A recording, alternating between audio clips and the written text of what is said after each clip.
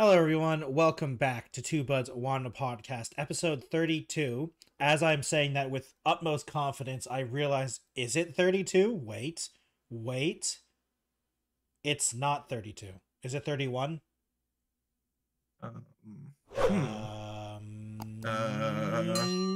I think it's actually 31. Yes, it is 31. Sorry. It's 31, not 32. But I am the Techno Jelly here with my co-host Alchem Games, and today I brought in a bunch of stories for Alchem. And the last time we talked about it, we were talking about the Sony thing. It's been a while since the Xbox Tokyo Game Show, so I decided to pick out the only thing I really care. Okay, the only thing, there's two things I cared about it because everything else is kind of meh. One quick thing. StarCraft is on the Xbox Game Pass now, which is cool. It's on the Xbox PC Game Pass, which I love StarCraft, so that's a me thing because I have a deep love of StarCraft and it's my favorite game of all time. But the biggest thing was the thing I just sent you, Alchem, earlier, and it was the Metal Gear Solid Snake Eater trailer, the new trailer they dropped, right? That was a really big deal for a lot of people, and I figured we'd just watch it just to see, you know? For me personally, it will be muted because I am not fighting Konami. There's no way I'm fighting Konami, so you know that will happen. But yeah. For me, this podcast isn't on YouTube, so I don't have to worry about YouTube ninjas coming after me or Konami ones. I don't need to worry. To be fair, Twitch has started doing that a little bit too, but it's not nearly as bad.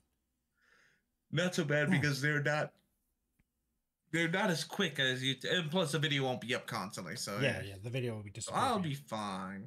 Now then, when we're ready. So, should I count down to hit start? Yes. Hold on. Let me just. Okay, I have it all set. So ready when you are. Okay, 3, 2, 1, start. I watched a little bit of this, so I know like the very first couple seconds. And it looks good, though. It looks good. Because this is all in-engine from what I know. And it looks pretty good. And you hear Big Boss talking. I love it.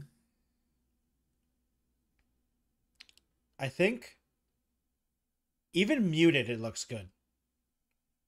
I think it looks beautiful. It looks, yeah, I was going to say, it just... Bless you. It just looks amazing. And it sucks that, personally, I'm worried about the sound, so, yeah, but, like, even with it muted, just the visuals of the whole thing looks amazing. Oh, the Shagalad! I think I should also say I've never played a Metal Gear game, so I don't know any of these things. This is a good start to the entire series because this has no connection to the this is basically the start of everything. Like this is Big Boss's story. This isn't Solid Snake. This isn't any of the other variants. This is taking place before Metal Gear Solid, before Metal Gear Solid 2. Oh, okay. And a lot of these characters you will see in future stuff. So if you do play this and you do something incorrect and you get something called like where Ocelot says you created a time paradox, it's because you killed off a character that is very crucial to future games or the previous games. Okay. But man, I can't wait to play. It looks so beautiful like this now. It looks good though. I can't wait. Oh, I definitely can't wait.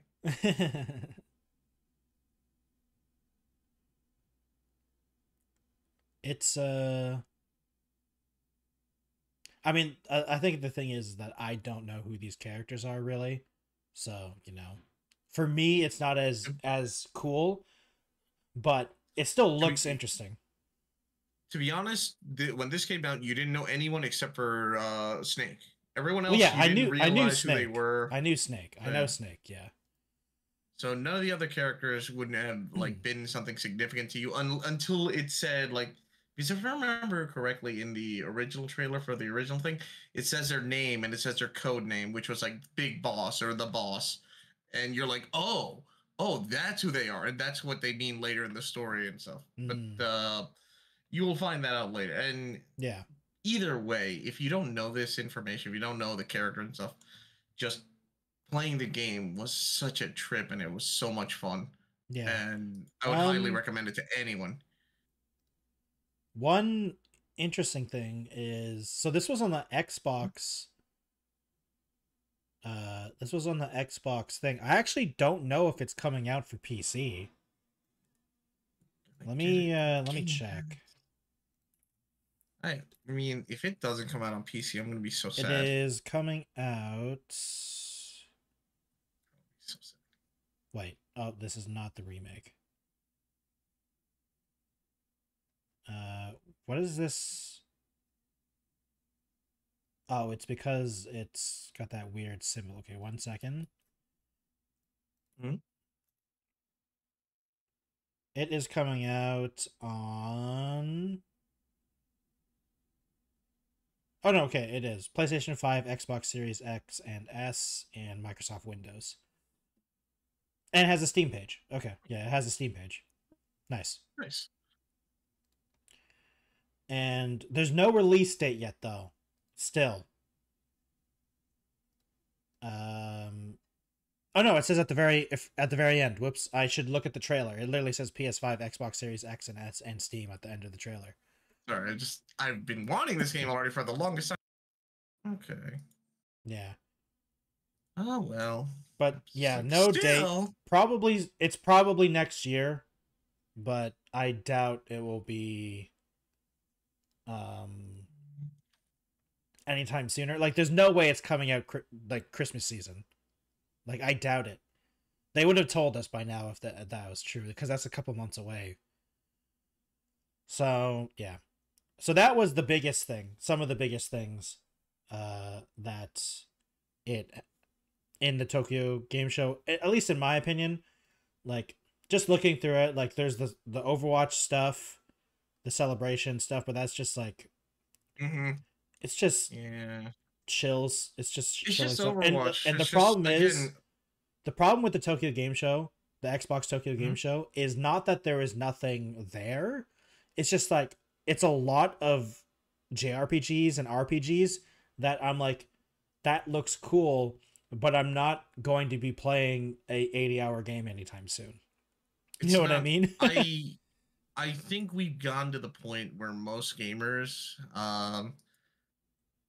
okay, I hate to say it, current new generation gamers do not want to spend 70 to 80 to 100 plus hours on a single game, unless your story better be that good. And most older generation gamers who are like, you know, have jobs, have careers, have other stuff on their plates, I don't think they have the time to want to dedicate that much time into a game, unless it's just something that they don't have to really put their brain into, or like COD or something. You could just turn it on, play, and that's it. You don't have to worry about anything else. See, I don't even, I agree with you in some sense, but it's not, I don't even think it's the time requirement and stuff. It's that was the main thing for this showcase. Like, people are totally, I mean, Baldur's Gate 3 was an insanely successful game, and that game is literally 100-hour game, right? Yeah. The problem is that there needs to be something in between the 100-hour RPGs when you're trying to advertise games. And if all you've got is 100-hour RPG games, and it's also the JRPG scene right now is just, there's like it. I'm glad they're doing it, but there's just so many remakes and remasters that, like, the new IPs just don't exist right now. Don't you love those 100-hour? Don't you just love those 100-hour JRPGs? I mean, I don't mind them, but I'd like a new one, not a remake of one. Oh yeah, I forgot. There are some new ones, but I will say recently, at least, a lot of the game shows just show there's either a remake or a remaster, or they just brought it back out of nowhere, and I'm just like, I mean, even Metal Gear Solid new. 3, it's a remake of a game. It's like, a there's remake. just so Yeah, many remakes and stuff that at this point I'm hey, like, look, Hollywood's doing it. They're just rehashing old movies. Why can't video games? I mean, I will say this. there are some Rehashing an old game that hasn't been out for like a good 20 to 30 years or 10, even 10 years, even I a think decade. PlayStation 2 and down. PlayStation 2 and down, I'm totally okay with remasters and stuff like that. Because the tech has significantly changed since then. And even like early 360, like even early 360 PS3 games, you know? Like the technology was still pretty early on. Like Halo 3 could look amazing in modern day technology, you know? And it looked amazing then. But like you can definitely nowadays see the limitations of the Xbox 360. But like you know, the problem is that it's they did it with Dead Rising and it was pretty good. Oh yeah, Dead Rising. Yeah, that was a 360 game. I forgot that was a 360 game. And Resident Evil 4 as well. Resident Evil 4, it was a slightly older, but that was GameCube. And it came out for the Wii as well. No, that game was shit. What are you talking? No, Resident we Evil, don't talk about that one. Resident Evil 4? You don't like Resident Evil 4? No. Wait, do you know which one that one's about? Resident Evil 4 is the one with Leon. Oh wait, Resident Evil. Sorry, my mind was still on Dead Rising. No, I was saying I said I was like you like Resident Evil 4. I remember you played it. We were still, we were still talking about that. My brain. Sorry, I'm still traumatized by that. What are you talking about? Alchem. Dead Rising only has one game. Oh, you're right. Well, now two games. Dead Rising 1 and Dead Rising Remastered. Dead Rising Remastered.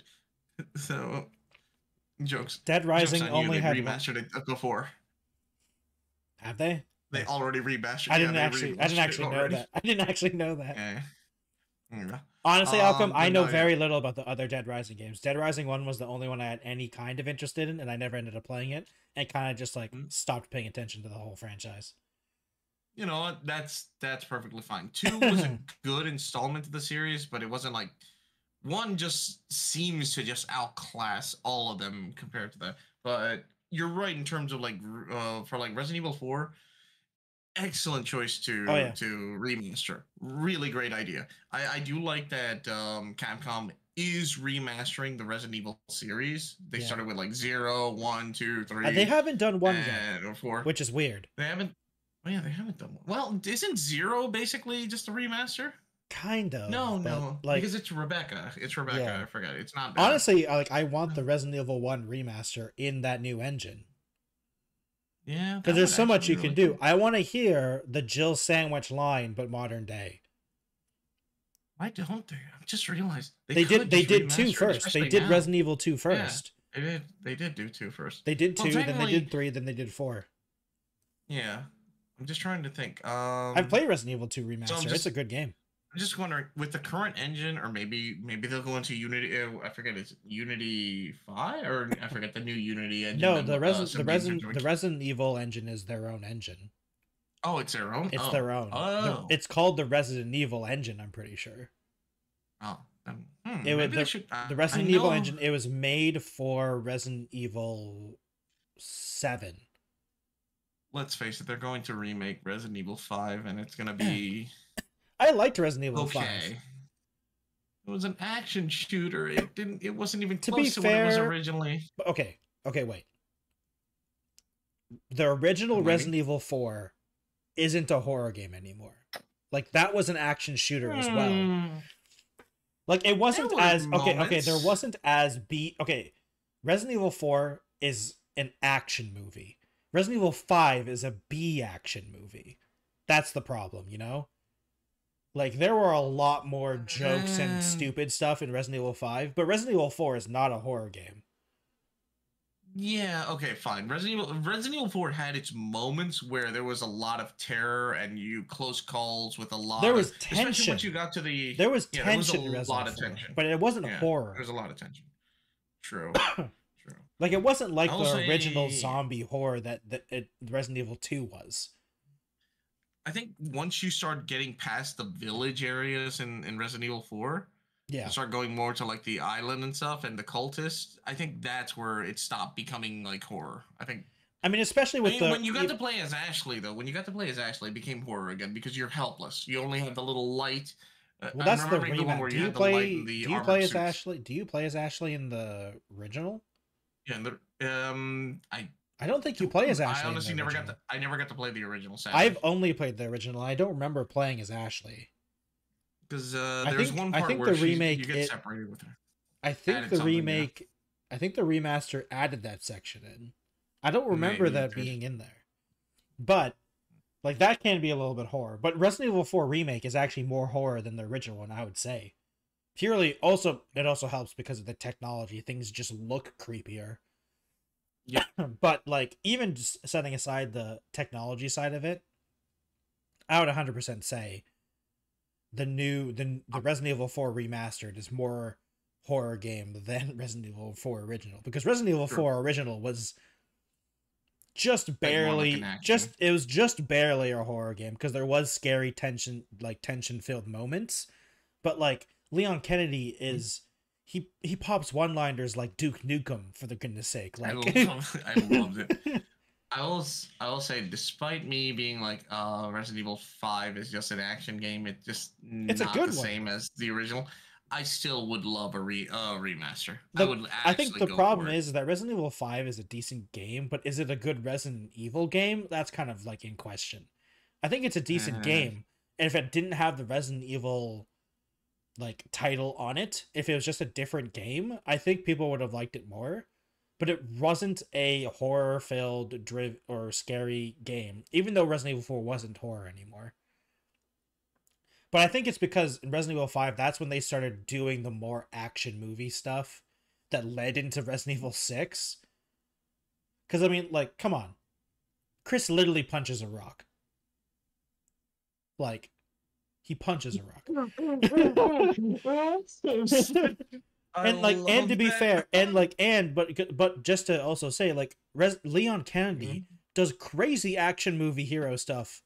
Like, he jumps out a window at one point. He suplexes people during gameplay. Like, he is still that action movie hero guy still. Not nearly, but the problem is I think they played way too into it in Resident Evil 5 and 6. Yeah. Definitely, absolutely. Because like the gameplay of Resident Evil 5, I still think is fun. Yeah, I'll agree. I will agree. It was action packed. I did enjoy it. After, I think I had to like when I first played it, and I had this idea that it would be like a Resident Evil stylized game where we'd have a little bit of horror still. And it wasn't what I thought it would be, considering I jumped from the remastered 4 to 5. I never got to play 4 originally. Or I think I did maybe once. But yeah. The remastered 4 is more horror than the original 4. Yeah. It didn't feel the same. It felt like such a jarring juxtaposition compared to what I had just played. Yeah. But once I kind of like suspension of disbelief or just got my mind out of the whole mindset of this should be playing like the other game. Yeah. I was like, I'm having a blast. I'm just fighting zombies. It is the Resident Evil theme, it is the world, it is the story. Yep. And also the story was still fun. Like just seeing Wesker and Wesker's it was good. He's a I don't know if good. Is he a good character? Is he a good I don't know. Are you talking about like as in like good developed character, or like good as in good and evil? Good? No. He's definitely evil. In terms of that. I was talking about like because I don't know. Like the problem is like the Resident Evil writing has never been that good, but like it's very entertaining. You know, Wesker is a very entertaining villain. Wesker is a good over the top and great. Yeah. Whether or not he's actually well written and deep, not really. But over the top and entertaining, 100%. Absolutely, and that's why I think everyone enjoyed Wesker. So no one minded that he kept recurring back as a villain. It's also why everyone likes Leon Kennedy and Chris. They're just so over the top characters. Even Shiva, even though she's only been in Resident Evil 5, Like, Mhm. even her, she was an over the top character, just in like a slightly more grounded way, but still they're all over the top. All of the Resident Evil characters are. And I feel like you kind of have to be. You kind of have to have some campiness when you're talking about that style of game. I mean, even in the more Resident Evil 7 and 8, like all those characters are crazy over the top in the newer ones. And Resident Evil 9 is coming out at some point, so we'll see about that. So yeah, speaking of remakes, remasters, or something in between, Alchem, this gets to my next thing, where I did send you a link about this one too. It was officially announced a couple days ago that Slipstream is over for Halo. Now, do you know what Slipstream is? No. Slipstream is the Halo engine. Halo is moving into Unreal now. Halo is now going to be on the Unreal Engine, and I sent you a link. I'll send you it again. I did see it. I did see. Hold on, let me open it up here so I can take a look and. So this is now more informed. Yeah. So you don't need to bother with reading the article. The article is just what I just said, basically. Okay. But the images, the slideshow images, are the. That's what I wanted to see. Yeah, the slideshow images are it is a.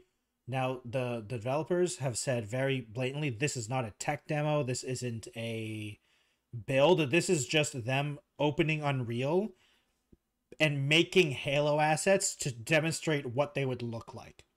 This isn't like a level. This isn't the first look at the new game they're working on. This is a project they're working on to demonstrate what it looks like in Unreal Engine. Right? And it looks good. Honestly. It looks good. I personally think, if you go down, I think it's slideshow number. Let me look at it. 6. Close up of the gun. The slide number 6, the Blightlands. Yeah, the flood looks The flood looks amazing. I think. I really hope the if infestation. We do get more Halo, they better involve the flood. The infestation and stuff like that from the flood looks really good. All the environmental things, the moving shots don't look as good, but that's because I think it's the GIF compression. Yeah, the GIF compression, it does not give it justice. I'm pretty sure, because Unreal Engine 5 does not look this blurry, but the still images look good. Still images are beautiful. But yeah, you're right. The moving shots, honestly, if we could get a look at it better, it would probably be amazing. Yeah, I feel like the GIFs make it look pretty bad, but. Yeah. No. Master Chief looks a little weird to me. I think his head looks a little small. His head looks a little small. Smaller, and his body looks bulkier. Yeah, I feel like if they increase the side of his head just a little bit, it feels like there's a proportion weirdness. My brain is just immediately just nicknaming him Master Beef at this point. But, Master Beef with those guns. Because he just looks, but he also looks like he has a gut. Like, yeah.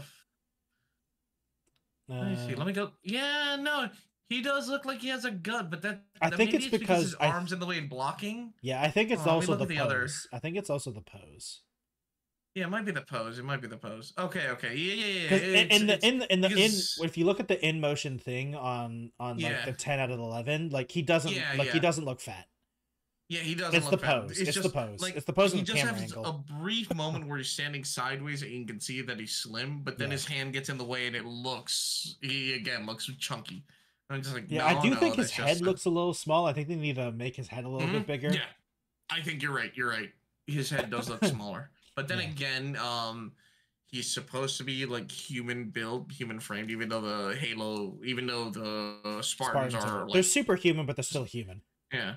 I mean, Mark IIs are supposed to be like huge, giant monolith of people. For humans, though, so that's like they're like supposed to be like 8 foot tall, 10 foot tall humans. Yeah. But it's interesting. So my 2 cents for this is that well, another thing is that 343 no longer exists. 343 is now Halo Studios, and Halo Studios is now mostly new people. the old 343 management team and the people who mostly were responsible for Halo Infinite are gone. Which, unfortunately, and I say this in the nicest way possible, I'm glad, because Halo Infinite was a squandered opportunity that they failed on basically in every Oh no, scenario. absolutely. And I think especially the everyone could agree management. on that. Especially the management. That Halo Infinite was Mhm. probably the worst managed game in the history of Microsoft Halo games. And I'm glad that there's a new management team for the new Halo games. But I don't know how you feel about this, Alchem, but it's been very heavily rumored that the first game that they're going to be making in Unreal Engine 5 with this new team is a let me look for the exact words here. A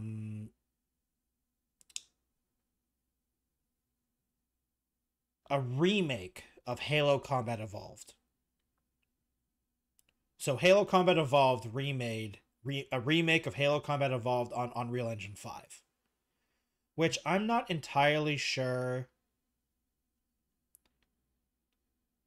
I don't know how you feel, but I'm kind of done with Master Chief's story. Yeah, I am too. Honestly, I want more.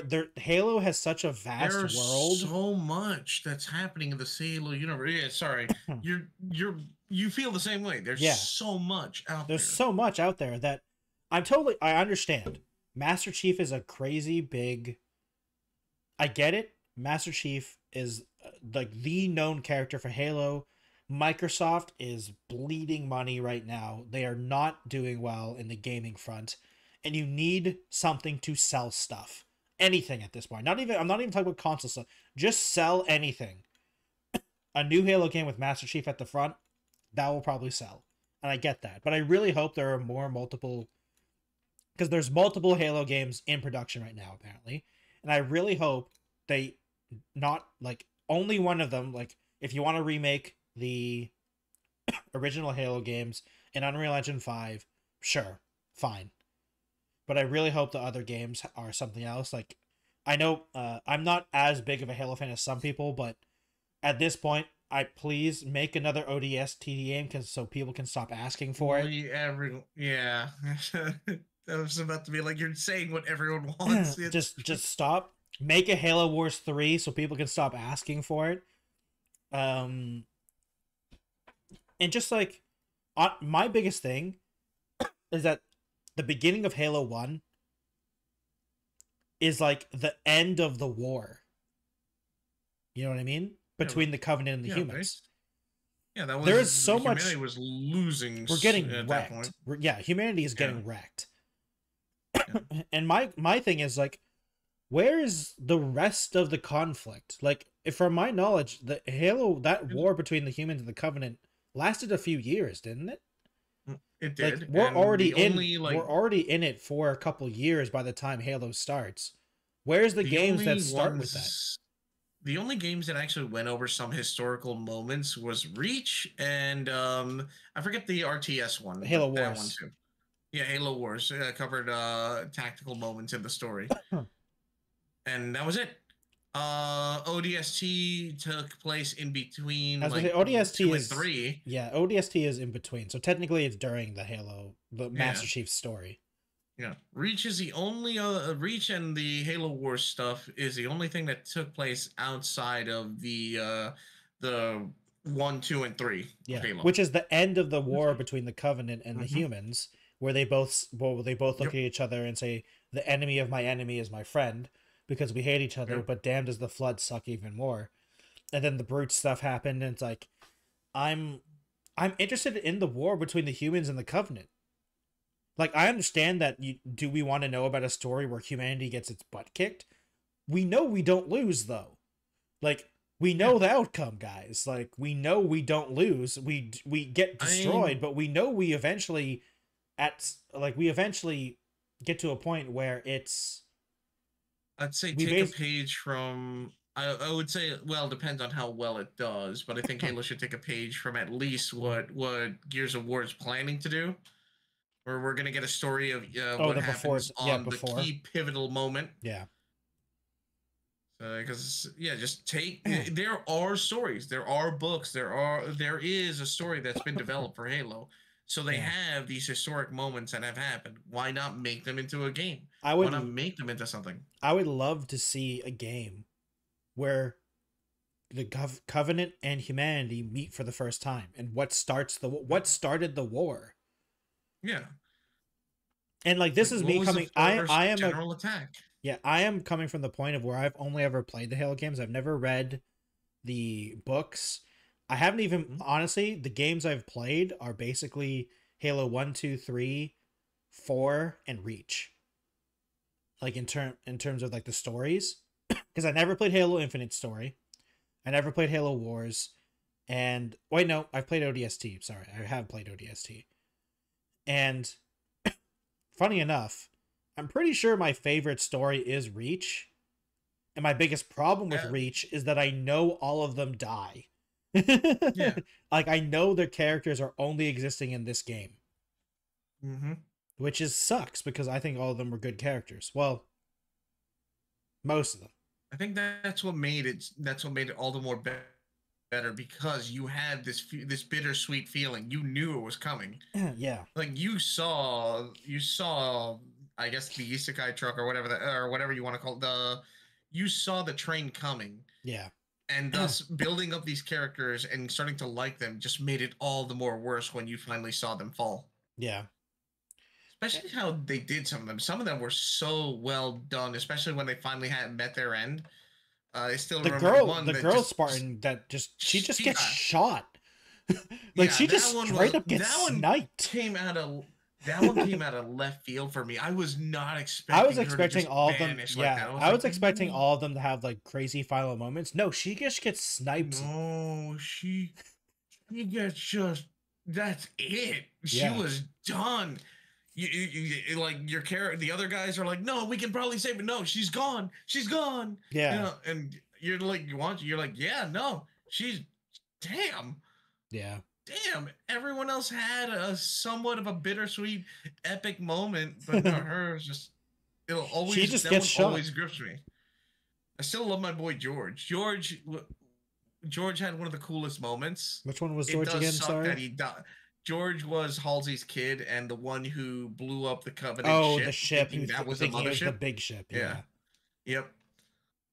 He died. Like I love the line. He died thinking he was a hero. Yeah. We could all only be so lucky.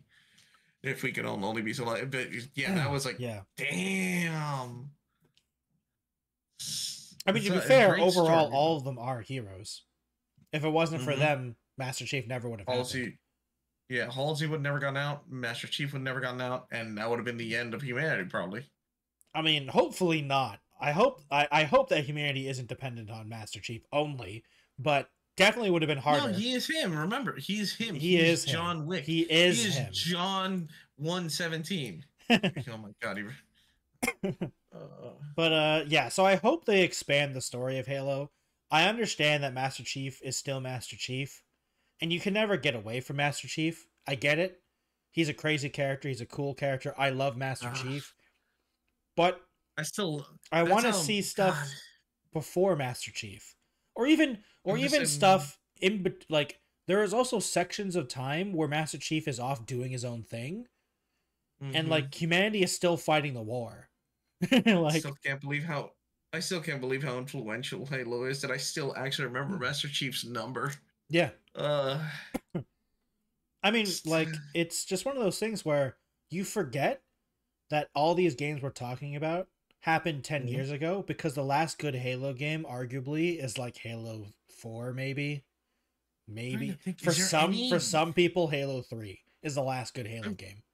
I'm just trying to think, is there any really, really good main character that's come out recently in the past years? And I can think of maybe like a few from like well, no, not Persona 5, I guess, but that was like 7 years ago at this point. The Yakuza, which was like 3 years ago, the Like a Dragon one. Oh, for characters from you? Yeah, like any iconic characters that I could remember. I mean, there's no like mascot characters anymore. We don't have console mascot characters anymore. Those don't exist. When it comes to characters, I arguably the Baldur's Gate 3 cast, like all of them. I guess so. Yeah, yeah, I guess so. Like the vampire guy, I can never pronounce his name. I know his name, but I can't pronounce his name. We're not but I mean, you're right. Those are memorable. I'm just thinking, there's no like character that will carry on. Like those guys, they're their own individual game. That's it. You won't see them in Baldur's Gate 4 if there ever is one. Yeah, well, the thing is, Larian Studio isn't making Baldur's Gate 4. Yeah. And I don't think any other if you're a studio and you get offered Baldur's Gate 4 and your not name is Larian Studio, they're trying to bankrupt you.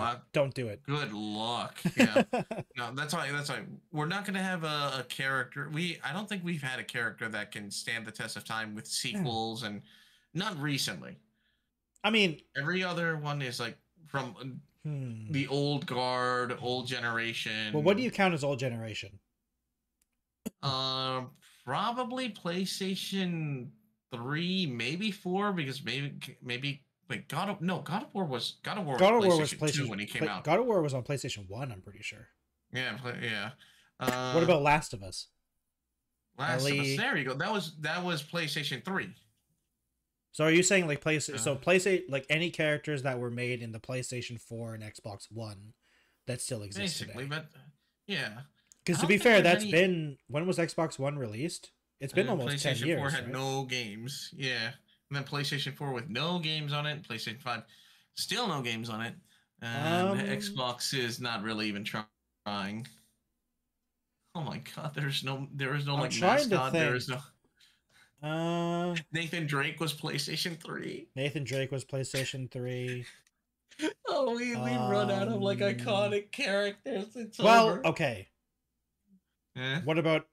No, there's only Astro one. Boy. I was gonna say Overwatch technically, but there's only ever been one game. So there's only been one game. They scrapped 2.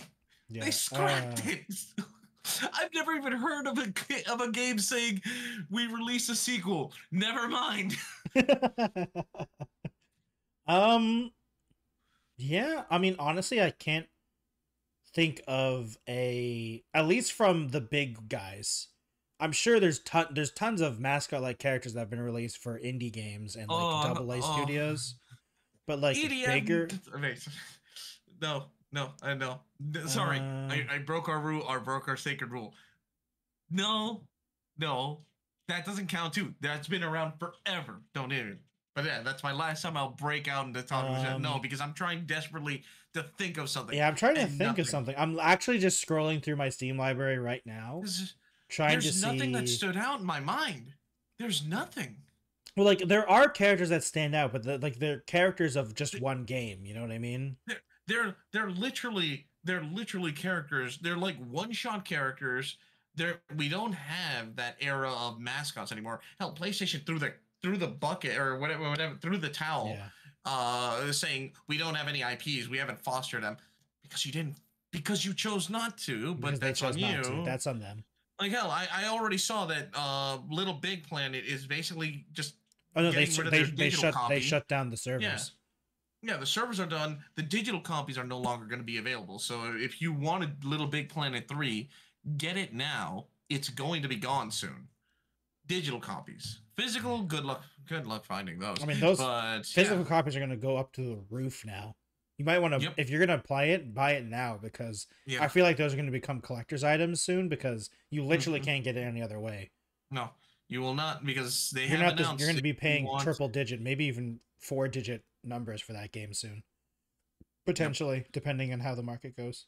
Nintendo is the motherlode of mascots. I mean, Nintendo's Nintendo. So many. To be fair, even with Nintendo, they haven't really made a new character in a long time. Yeah. What is Nintendo's newest character?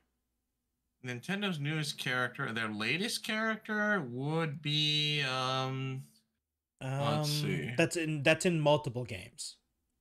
That's in multiple games, huh? Because like they do make all new characters, and they're generally pretty good. Splatoon. You're right. Splatoon is probably the newest, yeah. And that's still going very strong. I know a lot of people that are very hardcore dedicated for thing. Let's see. Let's see. I actually want to see. What? For Is there Nintendo? any ladies in Amio? Um, What is Amio? video game. Nintendo's mascot is that? Who is Amio? Nintendo Amio. Amio? Oh no, okay, that's some never mind, that's some other, that's some random game, but it's not one of their IPs kind of thing. No, yeah, no. Do you see Nintendo developing completely new IP anytime in the near future? That was a year ago, but yeah, there's no new IPs for. But then again, they have a slew of them. Splatoon is probably the most for Nintendo, the most recent one. Mm-hmm. Yeah, but and it's not like they haven't been using any of their IPs well, like all of them except Star Fox, except for Star Fox and Metroid, Captain Falcon, and well, Metroid's getting Metroid Prime 4 soon. Yeah, but that took a very long. It took a very long time. To be fair, Samus has taken a long break. I know. Thankfully, she's coming. Kirby also took a long break until the newest one, Kirby. Until Forgotten Lands, yeah. Let's see.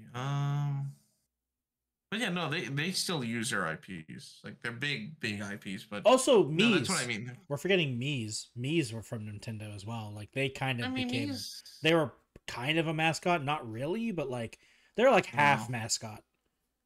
Yeah, like sort of there.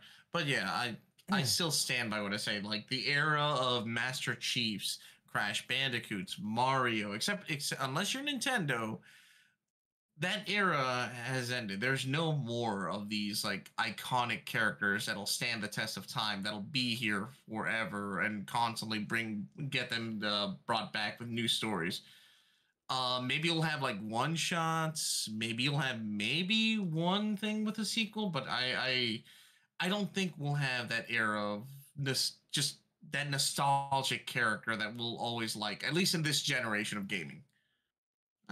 Maybe that's me just being like, I don't know, cynical and like, I don't know, looking at the glass half empty. I don't know. I just haven't seen it in a while. Maybe there are some games that exist out there, but I don't know. Hopefully I'm wrong. I actually really hope I'm wrong. Do you count? Oh, I literally just saw it, and then. Okay, do you count? Okay, I mean, actually, they're all old school games now. I think about it. I was gonna say basically all of Capcom's games can be counted as mascot games. Yeah, I mean that's Capcom stuff. But all of Capcom's games are sequels because they've all been around for a long time. Yep. They know they've harnessed the power of make an IP, make it great, and keep it. Just bottle it. Just keep redoing the formula, remaking stuff. Do it again. They did it with Deadrising. They've done it with Resident Evil. They do it with Monster Hunter, and no one complains because they do a decent job of it.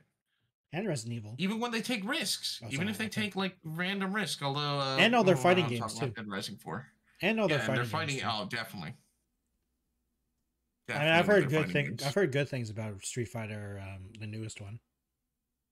Street Fighter. Yeah, the latest 6? Street Fighter 5 is 6. I mean, 6 has been fun as hell. And I've heard because a lot of people didn't like Street Fighter 5, but a lot of people like Street Fighter 6. But yeah, that was just my little rant. I guess I was gonna say Steve from Minecraft, but that was a long time ago. That was 2012. Steve. Oh boy. It is. I mean, it's another thing of where it's hard to get. It's also now you're also fighting with all these, like established titles. So how do you break it? How do you break through now? True. Unless you're an indie game. Astro Boy, here's looking at you. I mean, that's the biggest thing. Astro Boy. Godspeed, Astro Boy. Yeah. So, yeah. Well, speaking of, this is a good segue of games that were our old school or, all those games that we remember. One of the companies that made some of those games, depending on the type of game you are, is Bethesda, right? And they made stuff like Elder Scrolls, Fallout, or the newer Fallout games, Elder Scrolls games. And their newest game, Starfield, has hit peak. And by peak, I mean the peak negative. Because I don't know if you've seen this, Alchem, but Starfield's DLC has come out. Starfield Shattered Space. Right now on Steam. Mostly negative. 2,500, over 2,500. 30% of the reviews are positive. Mostly negative score. Damn. Let me put, even, okay. Why? Let me just quickly go, because I know I saw this too. And I know, Metacritic is, it has its uses. Metacritic. And if we go to Starfield,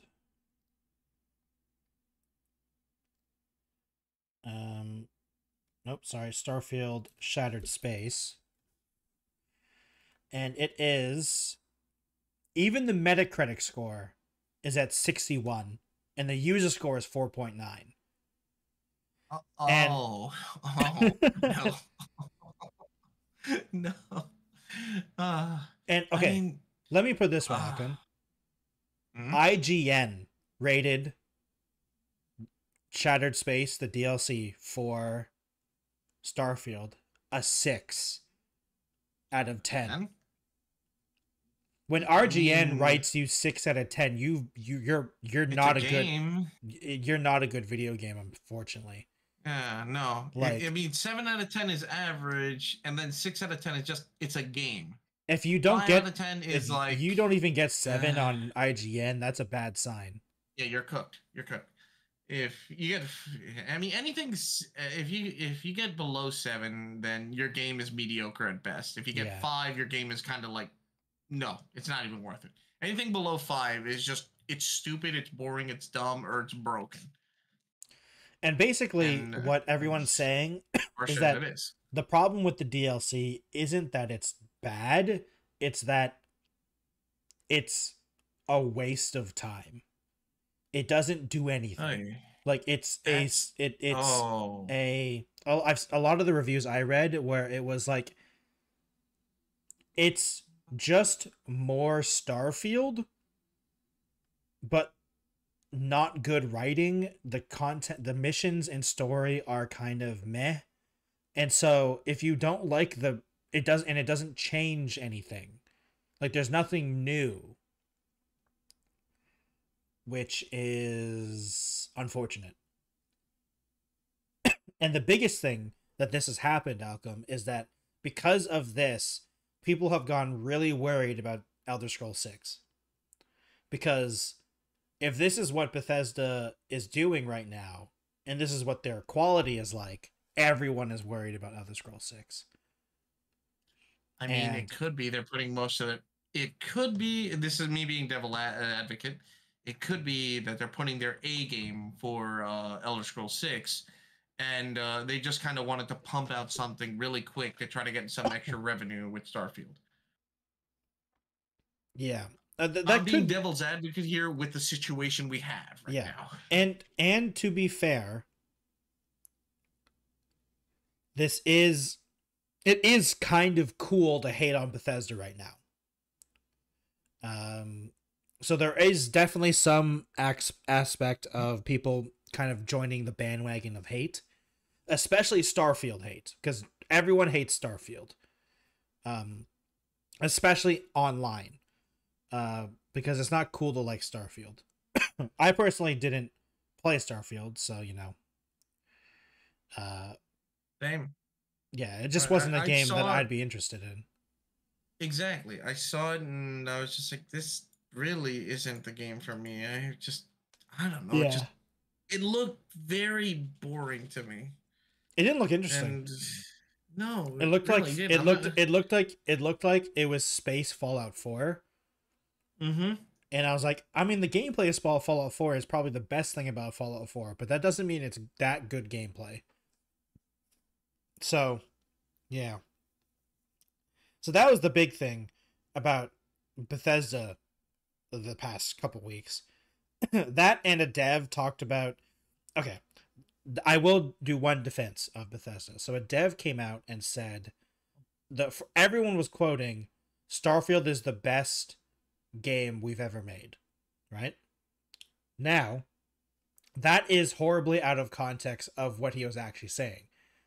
Because he said it was the best game for certain aspects of the thing. Because it is in fact a technical marvel that this game runs on the same engine as Fallout 3, basically. Oh yeah. They're still using the same engine. They're using the same engine. So the fact that Starfield still can do all the things it tries to do on that engine is really crazy cool. And like in terms of, it's impressive. And that's what he was talking about. He was talking about the amount of work that they put in to get this working is really interesting. But the problem is, like, you know, that's besides the point of the game, whether you like the game or not. But on purely technical, it is impressive that the game functions like it can on that engine, because that engine is not, it is an outdated engine. It was outdated like 10 years ago. Nice work, you guys. Do the next one in a new engine, please. In a different engine, please. Stop using that same damn engine. Please. Everyone's caught on that you guys are make a new engine. Make a new engine. Use a different engine. Just not that engine. I don't care what you do. Just not that one. Buy Slipstream from Microsoft. Like, literally do anything but use your same engine. Wait, you're owned by Microsoft. Never mind. Wait a minute. Hey. Oh, okay, they're just being lazy. I mean, hey, look, whatever gets it worked with Fallout. Will work with Fallout 4. They thought they could do it again. I mean, the problem is Starfield isn't even. It's not even as good as Fallout 4. That's the problem. It's not a cop. The problem is that it's not. If it was just a cop, if it was actually just Fallout in space, I think it would have done better. You know, but they wanted to be more unique, even though they use the unique thing about Starfield is that the fact that you need to beating the game doesn't end the game. But the problem is that that's kind of boring. Yeah. And the gameplay isn't very fun. And the story doesn't really matter. And again, the dialogue doesn't really matter. The cardinal sin for gaming is that your game is boring. The reason most of the reason people play games is to have fun, distract themselves from whatever horrible, crippling life thing that they have to deal with day by day. Yeah. If your game is boring, no one's going to give a crap about it. Yep. And so that was the. Just watch I don't even agree with that outcome. It was boring watching Starfield. I didn't even watch that many videos on I enjoyed watching people talk about Starfield, but watching gameplay of Starfield was boring as well. I enjoyed at least the bugs. When people were finding bugs day one. Oh yeah, the bugs. The bugs are funny. Yeah. I mean, the problem with Starfield is a lot of the game is just running on an empty planet, going towards a copy-paste dungeon that you've done 300 times. Mm-hmm. And that's like a big problem. And the funny thing is, there is really cool quests in Starfield. I've seen some of the cool quests. But just like in the classic Bethesda fashion, there's no way to find them unless you already know where they are. Which is such a weird thing. It's my biggest problem with Bethesda games, is that like they want you to explore, but unless you're a person who says, I'm gonna go in this direction until I find something, like there's nothing that points you towards things, which I feel like is a severe flaw in their philosophy of stuff. It's just like the same problem I had with Fallout 3 and 4. There's very interesting quests in those games, but it's really hard to find them unless you already know where they are. And it's so weird to me. You know? Yeah. It's like, I'm not as elite as some other people are online about Fallout New Vegas, comparing Fallout New Vegas to others. But in Fallout New Vegas, at least there are many things to point me towards the good stuff. You know? There's a lot of ways to find all the good content. In the other games, it's really, unless you already know where it is, there's very few things that point you towards the good quests. Because there's tons of good quests and good content in Fallout 3 and 4. It's really hard to find if you don't know where it is. And in New Vegas, you're constantly being told, hey, you should go here. Hey, you should go here. Hey, you should go here. There's like 5 different quests that point to this one cave. So yeah, it's weird. It's weird. And so the final two things that I have to talk about. Oh yeah. Sorry. Actually, no. Sorry.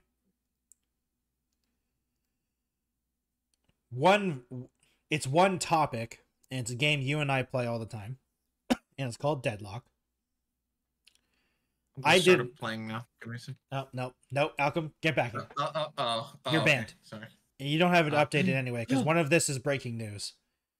Literally 30 minutes ago. So you have to update it, because so the first thing is that I made a video on this before, and I wanted your opinion on it.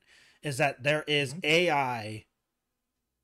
One of the devs used ChatGPT for this Deadlock, right? And in my opinion, it is the correct use of AI, because he asked ChatGPT a question and it gave him an answer for an algorithm that he didn't know existed. And this algorithm is what Deadlock currently uses for matchmaking. So, the dev is called Dune. Yeah. He's a Deadlock engineer, and he was trying to figure out a proper use. He was trying to figure out how a different algorithm for how Deadlock does their matchmaking. For how the star system works, the star system for characters. There's an algorithm called the Hungarian algorithm that is basically matching two sides with different preferences as scores, right? And it's basically what Deadlock does. And he didn't know about it, and he asked he asked ChatGPT, is there a bipartisan matching algorithm where one side expresses preferences in terms of a score? In the stable marriage algorithm, both sides have a preference list. I want an algorithm where only one side has a preference, but expressed as a score, and some preferences may have the same score. Best matching would be the one that minimizes the total score across all matches. And ChatGPT answered him, yes. The problem you're describing is a variant of the weighted bipartite matching problem, where one side expresses preference as scores, and the goal is to minimize the total scores across all matches. This is known as the minimum weight matching problem on a bipart graph, and it can be solved using algorithms like the Hungarian algorithm, also known as the Kung-Makres algorithm. And then he did more research about this algorithm, and it actually exists, and it was exactly the thing he was looking for. And then they implemented it into Deadlock. No, I'll admit that is proper use of that is exactly how I think AI should be used. That is exactly how I think AI should be used too. It shouldn't be it shouldn't give you the answer, but it should be the key to finding the answer. Yeah. And it didn't write the algorithm itself, so you don't need to worry about that. Exactly. Yeah. It just told you that it exists, because he didn't know it existed. And Fletcher Dune. That's the dev's name. Yeah. It's supposed to be a tool to help guide us along the way to our goals. It's not supposed to be the answer. It's not supposed to just give us the answer. We are not supposed to be using it like this, because then we start losing a bit of creativity, a bit of discovery, a bit of originality, because eventually all we're just going to do is regurgitate what the machine tells us. Yep. Which is just based on probably an answer that already exists anyway. So we'll just lose originality that way. Also, I just feel like people will just be lazy overall. But that is a perfect example of how it's supposed to be used. Yes. I think it is a great example of how it's supposed to be used. And the next thing about Deadlock is very recent, a couple hours ago. They have recently did an update where ranked now exists. But not yet, right? It is out now. And don't look at what I'm doing. Alchem, stop. Close the game. Close the game. Um, So how this works? Wait, where the heck did my what? Where did my your notes? They're all gone. I had the Deadlock forums open and it's gone. Okay, 1 second. Deadlock forums. So doing research here because I'm absolutely doing this for research. Yeah. It is currently not. It is available there. It shows right now that rank is an option, but it is currently not available until October 15th. Oh, okay, okay. So it's in there. So this it says yeah. So okay, added ranked mode. This is the official patch notes posted by Yoshi. Ranked mode. Added ranked mode. We are experimenting with a different approach to ranked during early development. We expect to iterate on it in the future. The focus of this mode will be concentrating players into specific time windows where you can opt into games where your primary focus is on game quality. You must have 50 games played in order to enter this mode.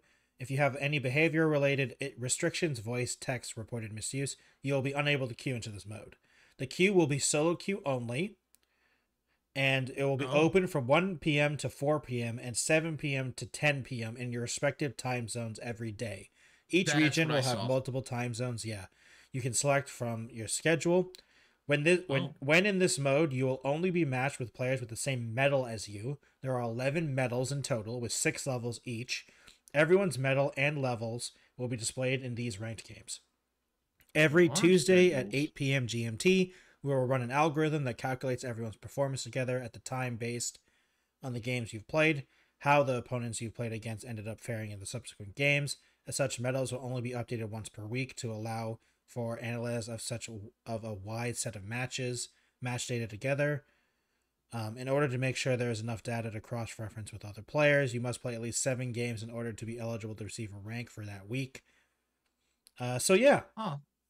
And then the first ranked queue will open Tuesday, October 15th. And the first medals will be granted globally the following Tuesday, October 22nd. Interesting. Oh, now to close that. Yeah, so that is interesting. I'm interested to see. I wonder.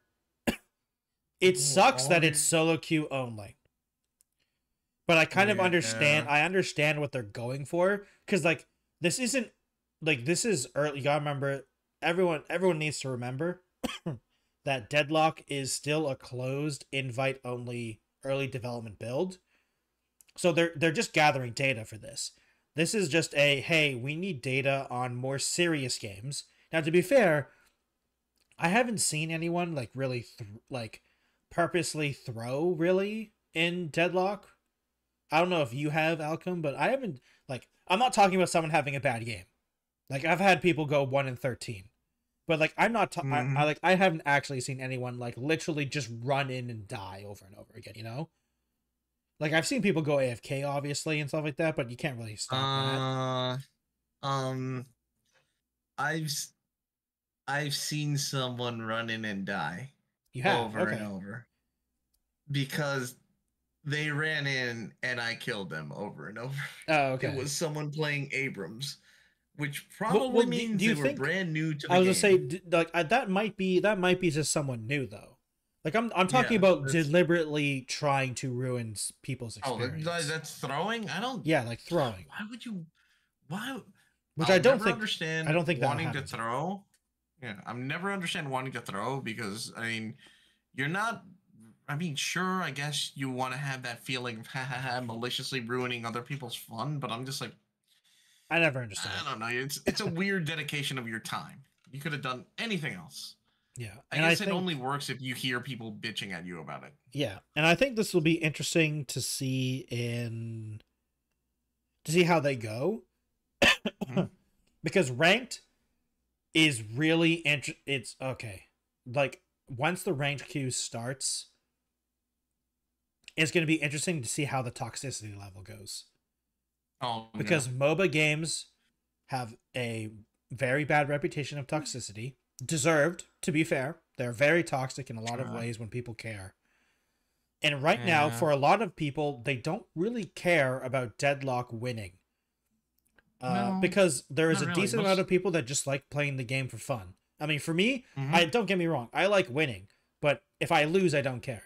You know, Yeah.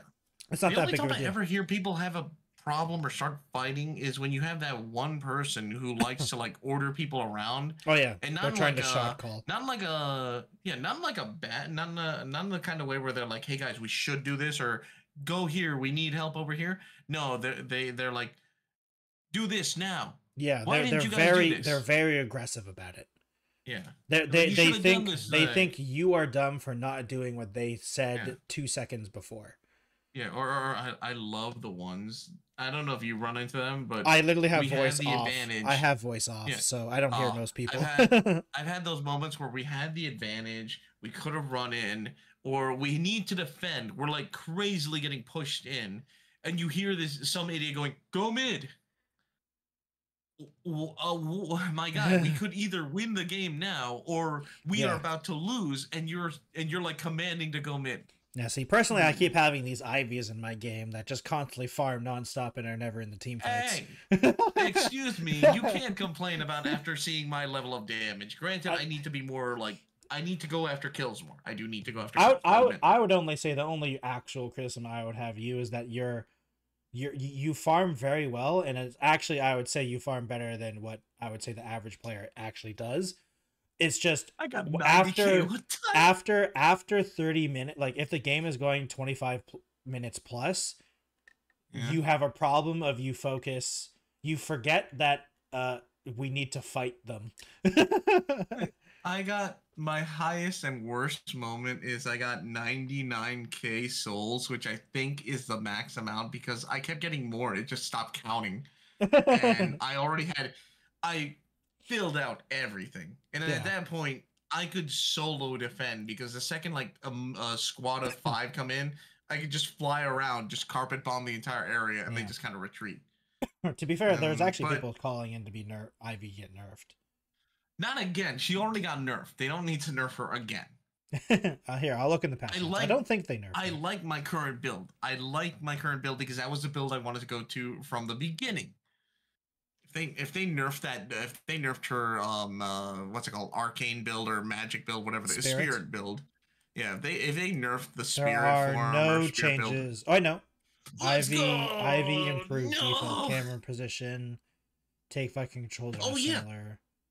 Yeah, that happened. Okay, her camera position gets wonky, and it ruins your it's just bug fixes for her. Oh, thank goodness. Yeah. Oh. And they didn't change. They didn't change the characters I play, which I'm kind of glad. Actually, that's not true. They changed McGinnis, but I think they're getting slightly salty that no one actually uses her turrets. It's just a ton of buffs to the turrets because her minigun is so good. Yeah, her minigun is so good. She doesn't really need it. Just go gun build, and you. Oh my God, she is such a force of nature with that. And I've also been playing a lot of. I'm playing a lot of Infernus. I've been playing a lot of Infernus. I think they nerfed him, and I'm sad. Oh, they did? What did they do? They drop his damage? The catalyst damage amp reduced. Ah. So when he does his little splooge ability, it's not as good. I still feel like they need to nerf Calvin. Calvin needs a bit of a touch up because I feel like he's too overpowered. I feel like he's such a versatile character. I think it's because I think the problem with Calvin is the gamer problem, Alchem.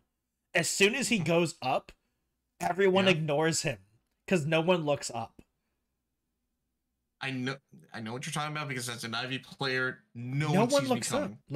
No one sees me coming. The thing with the Calvin is that he's very killable, you know?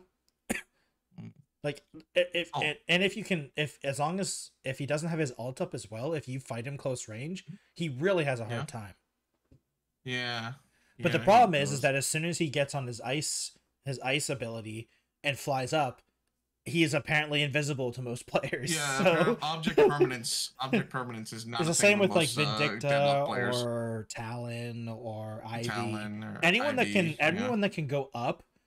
If you go up, you find that I would say a good 70% of the players just forget you exist because they never look up. Yeah, no.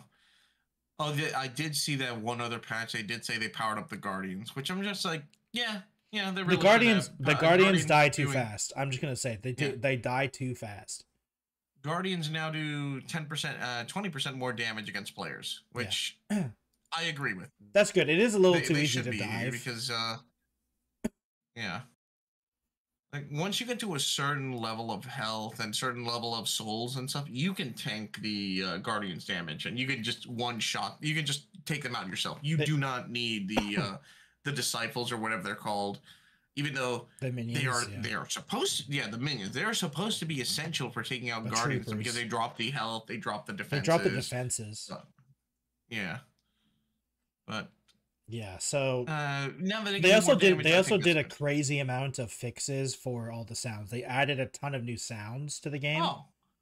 Because I think a lot of the sounds were what's it called? Either placeholder or didn't exist. For instance, it looks like they did a bunch of all the items that have casts now make sounds more. Also, Infernus and Calvin got their weapon audio updated, which is great because those sounds sucked. The Infernus gun sound was hilariously bad. It literally sounded like a pew pew toy gun. But yeah, that was the deadlock stuff. I'm glad that they're still updating the game relatively frequently, and I'm interested to see how ranked goes. But I think it's one of those things where I'm worried. Now, to be fair, I play with voice chat off. So I see when people speak, but I don't actually hear what they're saying to the team. So to be fair, it could be still very toxic and I just don't know about it. Because I don't play with voice chat on. And text chat generally is fine from what I can tell. I've only had a couple people that are really toxic in text chat, but it's going to be interesting to see what ranked does to people. You know what I mean? That's definitely going to be a thing.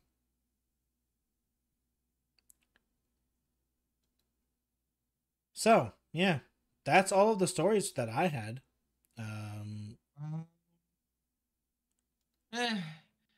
That's honestly, if anything, the only thing I was thinking of is, just random stuff that I was just that I saw online time, but it's usually same old. That nothing ever changes. It's always saying the same. Just people bitching about like VTuber. Yeah, I was gonna say rules for VTubers on Twitch. I just want to say the Twitch clothing rules for VTubers hasn't changed. It's always been like that. Now I understand the frustration between VTubers and VR chat when it comes to those Twitch rules. That's another thing that is a big, and to me, I feel like it's really hard to, I don't know, it's so weird because can't enforce the rules of a game on Twitch, because at that point you either have to make the call that you have to make the call is VR chat a game or not, because like just as an example, you shouldn't be banned if you're playing GTA 5 and you walk into a strip club. That you should not be banned for that. Okay. Well, technically, I'm not saying people are zooming in on stuff like that. I'm just saying, like, because like that's what the VTuber clothes are, right? Yeah, they're just clothes. I was gonna because I was gonna say, so you can get banned if that's literally all you do. Yeah, you literally just go to GTA and go to the strip club. Let me make a better example. You're walking in GTA 5 and you walk past a stripper, because they exist in the open world, right? Yeah, I want that power up. I want that extra health power up. Yeah, but like it's one of those things where I understand where the frustration is, but I also understand where like I don't know. It does feel like it feels like the clothing problems Twitch has does affect VTubers more. Oddly. Oh no. It does feel like it feels like it's slightly targeted, and this is coming from me, who is not a VTuber that's in that target demographic of being targeted. Like, But I you're will naked. never get banned for my model. I'm just gonna say it. Like, I don't know But how you're they naked. could. I'm not showing any visible parts. Fair enough. I think I do understand the frustration because Yeah. it's either rules for thee, not for me, kind of rules for me, not for thee, kind of thing, Yeah. or it's just you want to. It's either one of those things that you feel like it should be fair all around, especially if you're presenting in VR chat. Yeah. But I also feel like some VTubers just I'll be honest, no, you can be pissed off at me if you want, but my stance is if you are allowed to do it, then go do it. But I feel like most of them just want these rules to either be abolished or be equally shared between both like VR chat and normal VTubers Yeah. because they want to wear it too. They want to wear that shit too. I mean, Like yeah. I mean, okay. I think the one Hmm? that is weird to me is the hip rule.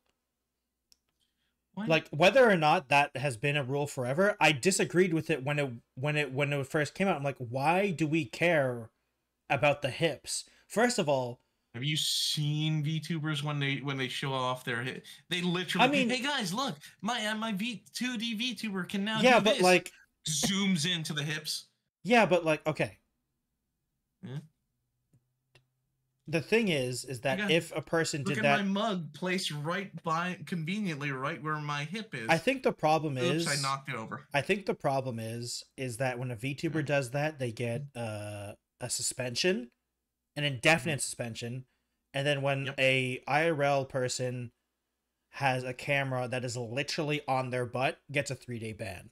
Like, it's so weird. I don't get it. Like, I don't understand. I'm gonna put my tinfoil hat here and say this. I think there is a bias against VTubers, not by Twitch so much as there is probably an underlying viewer base that does not like VTubers. anime style VTuber style presenters. Yeah, they don't like that report. genre, and they mass report because I can see that. I really doubt that Twitch has the eyes and the man force to be around and constantly catch all these people. No, I feel like they don't have the employees for that. I feel like it is generally just a group of people who do not like anime, who do not like VTubers, who do not like things like that, and they're just doing this for shits and giggles and mass reporting. Yeah. And because it is breaking the rules, because it is technically showing hip and stuff, Twitch has to follow and do so. And Twitch is just getting I'm not saying Twitch is great, like the perfect thing. I'm not like siding with them. I am playing devil's advocate here for them in a way. I feel like they are kind of pushed in this position where yes, they have to enforce their rules. They made it so. Yep. It's just that people are running up to them and tattletaling on VTubers specifically. Yeah. I mean, I'm pretty sure there's definitely going to be some live streamer out there who's probably just focusing the camera on their ass and stuff. There's always like every night. It's happening literally right now. Yeah, there's always a night. Like just look at Twitch at night, and then you'll see there's always one girl shaking their ass on it. Yep. And I mean, they're either not getting reported, or they will be the next day or something, or someone's gonna make a note of it. Eventually, and something Twitch will eventually get rid of them. Yeah, same thing. I mean, I'm pretty sure it's happening with VTubers too. Like they caught someone reports them, and like days later they get them. I also do think it was also very poorly worded as well, because reading over the rules again, it's not necessarily that they have a problem with hips. It's like it's the pelvis area. It needs to be covered, and it just so happens the hip is there. Yeah, like saying you need to have your hips covered. The hip is very big. Like you're not saying you can't not wear shorts that are slightly shorter, but it's just like you can't. It's honestly, it's mostly because I feel like it's mostly because a lot of VTuber models have just a bodysuit. Yeah, it's just a bodysuit, or it's like or a bodysuit or a dress that doesn't cover anything on the side.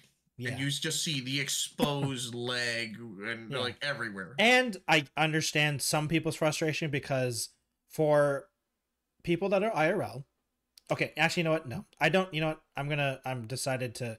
There is a frustration, but it's a frustration because you, VTubers. I'm sorry, you need to learn to read because this rule isn't new, and everyone paid for these models that technically break the rules, and they cost a lot of money, which sucks.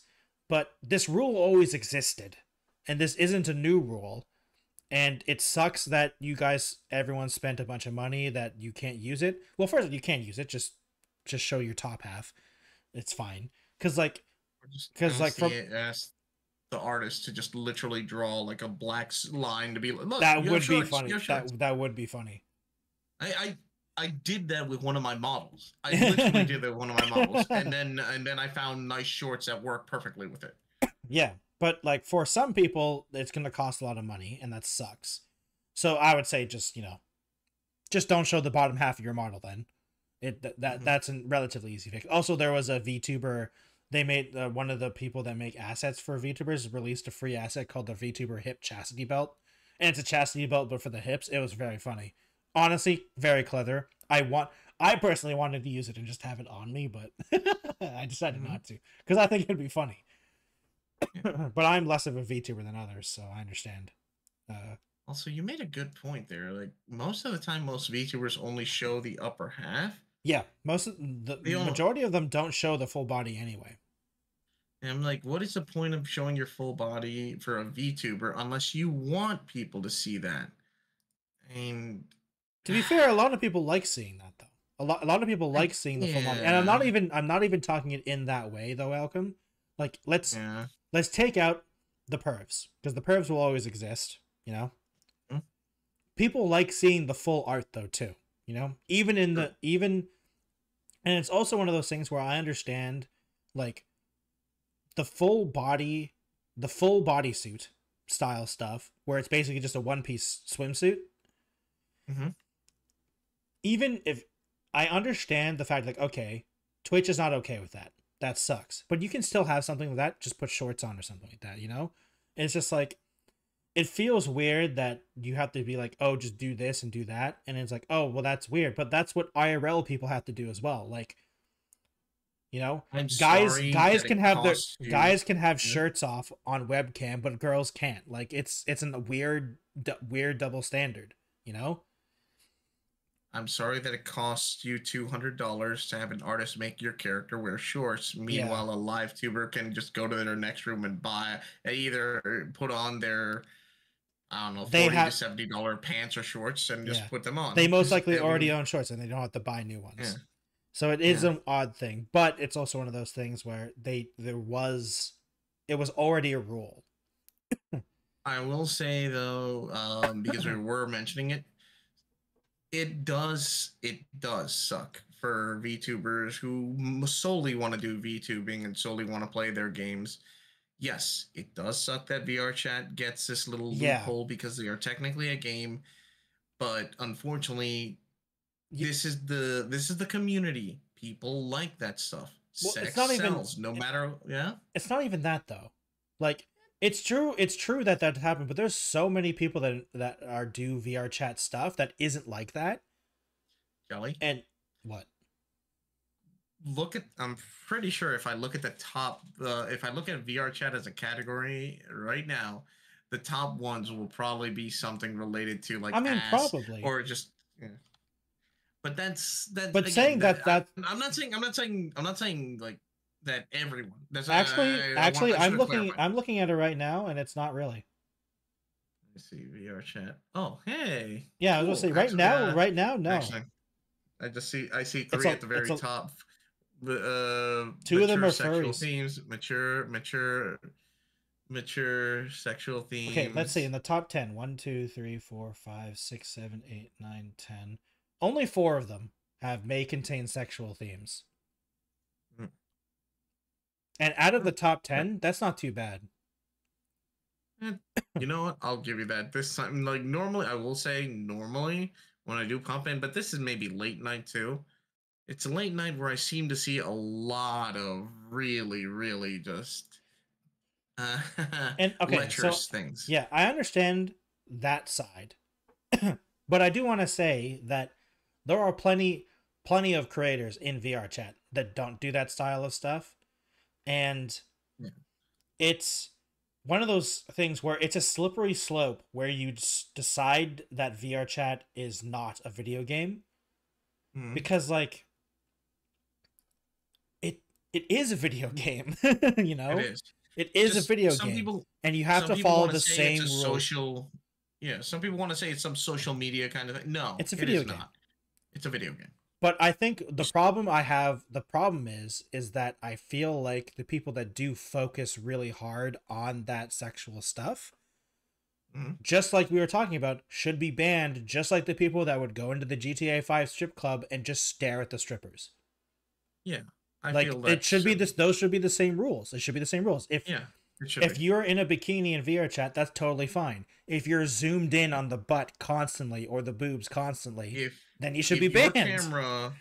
If your camera is like 70% down here and maybe like 10% up here, yeah, then you know what you're doing. It's like that. No one is that stupid to think you're not trying to just focus on the sex appeal here, or just It's just the rules are slightly different for VR chat streamers. I just feel like maybe they should say, if you are presenting yourself streaming in VR chat, at least you yourself should have control of what you focus your camera on, and how you're appearing. It should be just like in any. The problem that I have with the VR chat exception for a lot of people is not that it's an exception. It's that it seems like the people who do focus on that type of stuff should probably be getting a 3-day ban or something like that. You know, like just like in any other video game, if you focus on the nudity, that's not okay. And it feels like a double standard for some reason. I'll say this, like for me, because everyone bitches about clarity. If your focus in VR chat is your model, specifically your ass, your hips, your feet, your chest, and you are purposely posing yourself or making your camera point straight to it, and that is the main draw of your stream. Hell, literally, your stream says bending over for chat, doing squats for chat, doing blah blah blah for chat, and specifically, let me clarify, because you could say doing squats, and the camera is literally under you. It's literally under you. The camera is literally under you. If doing exercise is not bad, then that's sexual content. You know what you're doing. Get the fuck out of here with that shit. If I will say this, Twitch, the rules shouldn't extend to the people in the game that are not streaming. So your friends or bystanders, or even just randoms who are playing out there, or say you go to a party or get together in VR chat, and those guys shouldn't count. You shouldn't be at fault if they decide to wear outfits or stuff like that. Well, yeah, that's why as long as they're not naked. Yeah, and I was going to say, however, if your camera is not constantly focused on their ass and titties, like I'm just being blunt. Yeah. If you should follow the entire rule in VR chat, you should also follow the sexual thing rule. You shouldn't have your main focus be your ass and your titties. People outside in the game who are not streaming or not part of your stream, they should be forced to follow those rules. However, your camera shouldn't focus on their ass and titties either. And you should be you should just be knowledgeable of the fact that it's a risk of you going into instances that can cause that. You know, you should follow the same guideline as live streamers. Like if anything happens out there, it's your fault because you chose to go into those areas. It's just like playing. You chose to be there. Yeah, it's just like playing a multiplayer game and having voice chat on. Someone could say a slur at any point, and that is it's not your fault. It's not your fault technically, but it is still your problem. Yeah. You know? Which is one of those things. So just that was my 2 cents there. I mean, it's never gonna change, because one of the biggest things that drives the current I don't like using the term, but the current meta or whatever the hell is the popular thing to post or that is usually what people enjoy watching. It used to be, I mean, it's still, sex still sells no matter what, so you will still see it. I still used to see a lot of people late night streams. The camera's literally there in front of them, and it's just a girl avatar, guy or girl doesn't matter because most of them were mute anyway. And all they did was kind of like do this, shaking their hips with full body tracking to music. I say that because that was rampant. Not that bad. And they were dressed lewdly. I mean, yeah, okay, it gets worse as you go. Like I followed.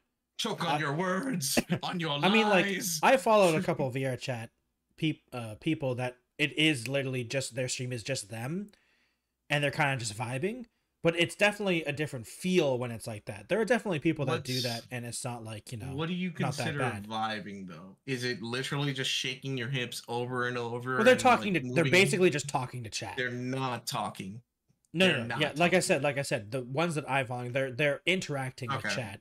There is music. There is. Oh no, that's probably bad. Okay. That's probably because bad. It's like that. It's a gray area. That one I think is on a case by case basis because like there's a question of like, are like some people like for instance like when I'm in VR chat I do just kind of wiggle, you know, like and if I was streaming VR chat I would just be that person that just wiggles because that's what I just do. Do the pole test. Test. If you could just put like a pole right behind them or something, and or you could just like slap an image of a pole and it looks like it fits perfectly.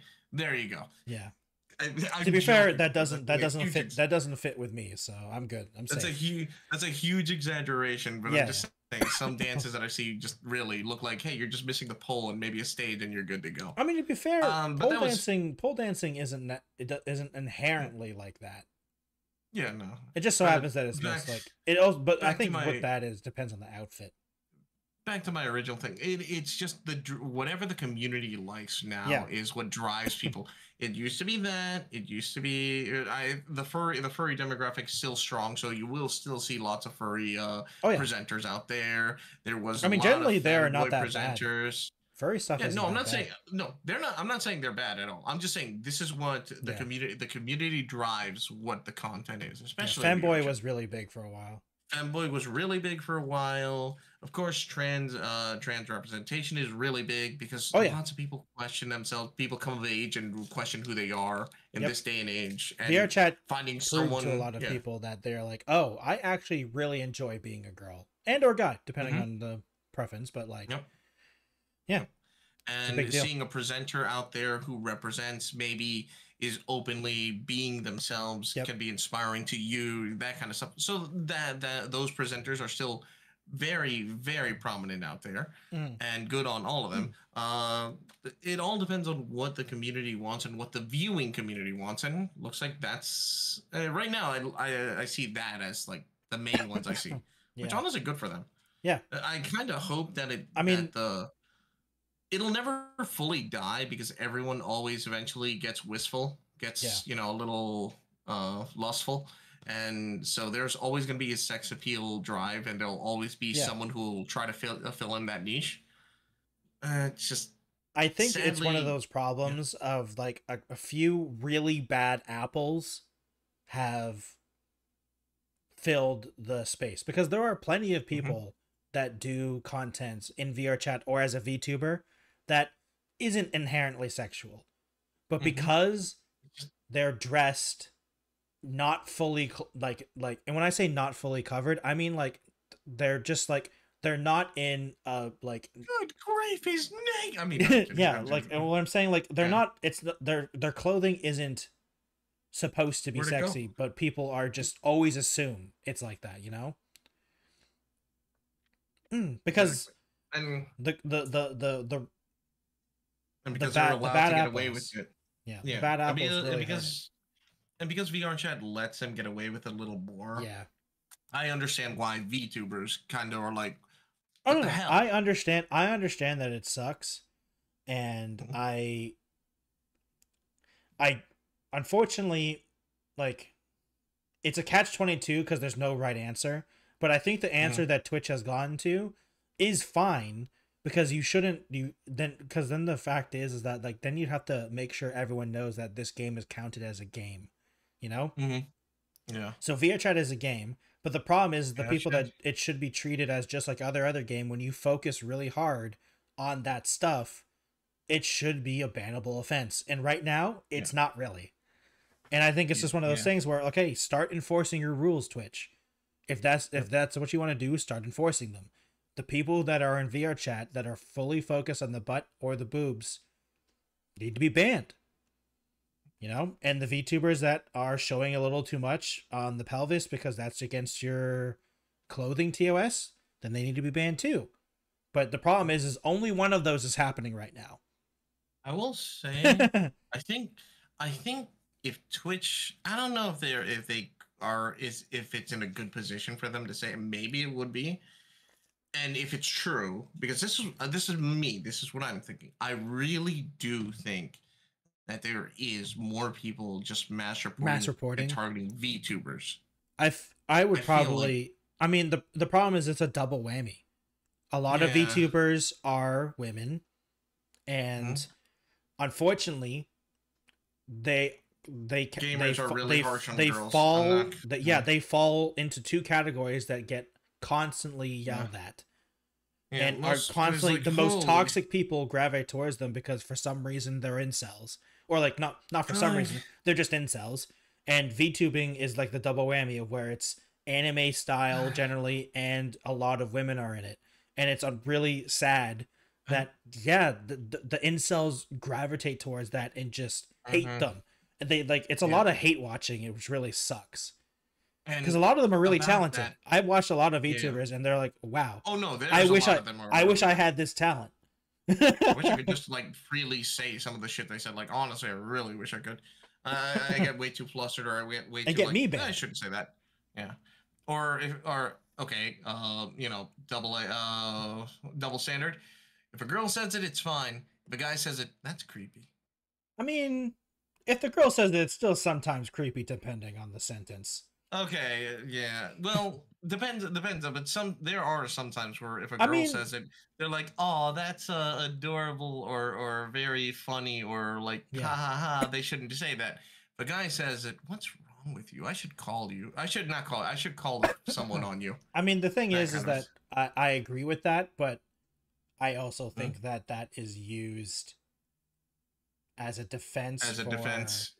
For a lot of guys that are just mean and creepy. That is you're correct. That is used as a defense. Yeah, I'm not gonna lie. That's true. I think it also depends on the context. I think it also depends on the context of a lot of things. Because, like, for instance, when two female VTubers are talking about how hot each other are, everyone says, "Oh, that's cool and that's funny," and you know, it's hot, all that type of stuff. But if two guy VTubers do that, a lot of people get weirded out, but that's also because most of the audience laugh my ass I would off at that. I would find hilarious. it so funny. Yeah, no, it sounds funny, but a lot of people are not as okay with that, depending on the context. You looking really hot. Oh no, I love that. That's hilarious. Like, hey man, you look hot. I think it's just because you know what it is. I think it's because yeah. I think it's just one of those things where it depends on the context of what's being said, because it also depends on the relationship between people as well. Because a lot of the VTubers, a lot of the popular VTubers, women VTubers, all know each other and all really close friends, and like the in jokes and the amount of things they can say to each other, like the amount of swearing that they say to each other, and the amount of like just absolutely terrible things they say to each other about each other. And then everyone just laughs because everyone knows they're joking. Because they know it's between them. They know that they're okay with it. Because and I think the one problem with that is that other people see that in the VTuber community and immediately think that it's okay to do that with people they just met. And they don't. Then there is no and they just don't understand. They're like, no, it's because these people have been talking to each other for over a year, sometimes years, or. Yeah, like, you know, like, don't you understand like social like social cues and social kind of mannerisms? They decided to become a VTuber. They don't. I know, because I've been at this for a while. It was partially a joke. There's a stigma. There is a stigma. There's a stigma that VTubers are socially inept. Yes, it's partially a joke, but unfortunately, there is some truth to it. I'm saying this.